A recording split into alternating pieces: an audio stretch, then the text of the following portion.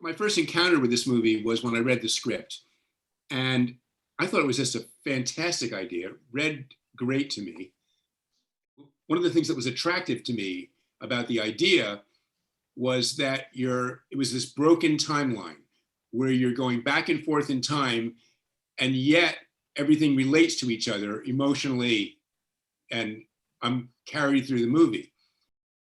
I remember once remarking to Alessio that how much I liked the neon sign in the gallery, art plus life equals chaos.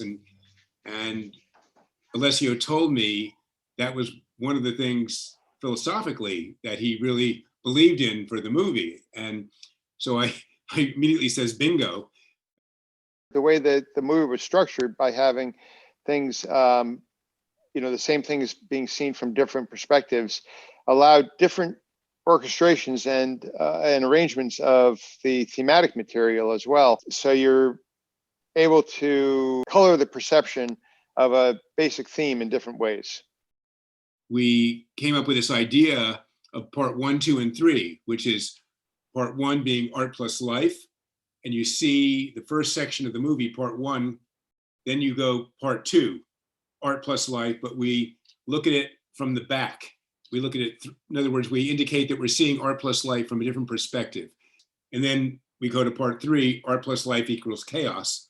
And well, of course, all hell breaks loose at that point.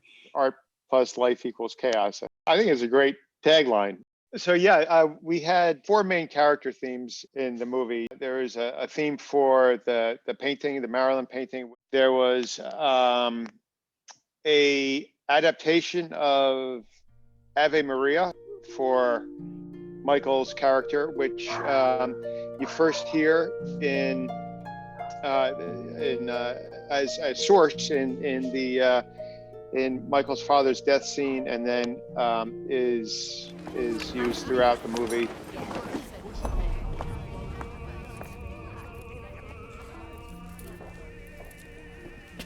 Very.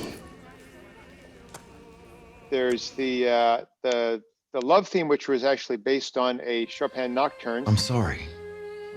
Look. Always an excuse ready. Your pretty words are not enough anymore. I understand. The ninja theme.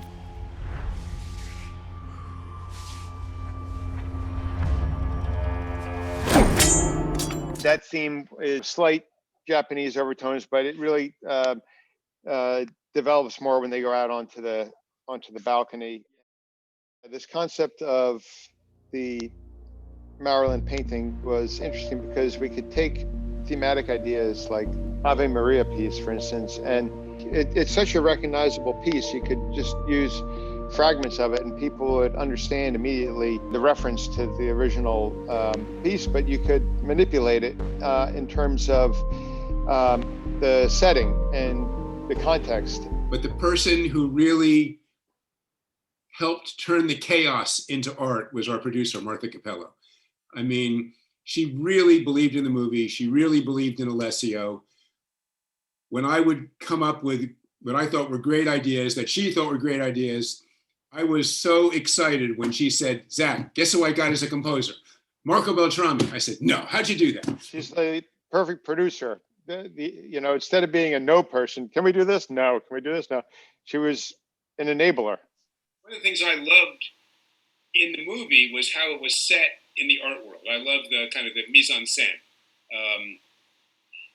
And I just felt like there was a real opportunity to turn our scenes into versions of work by a lot of famous artists. I thought that is very interesting. Is this kind of a non-linear story here that, we needed to figure out a way to all tie all this together.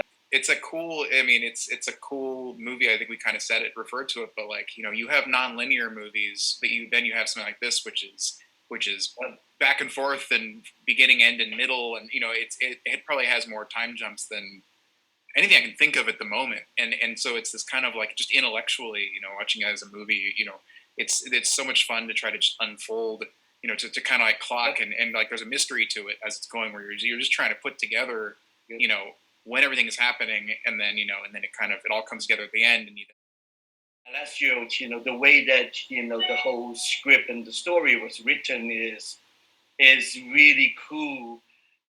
The title sequence is the story of the movie. You can watch it in order. You can actually, almost like a graphic novel, you can follow the movie.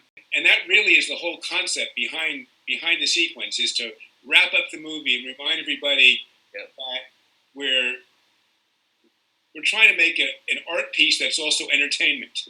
We need to find the moment in the film, but then we need to find the artwork that will be able to, complement, that moment.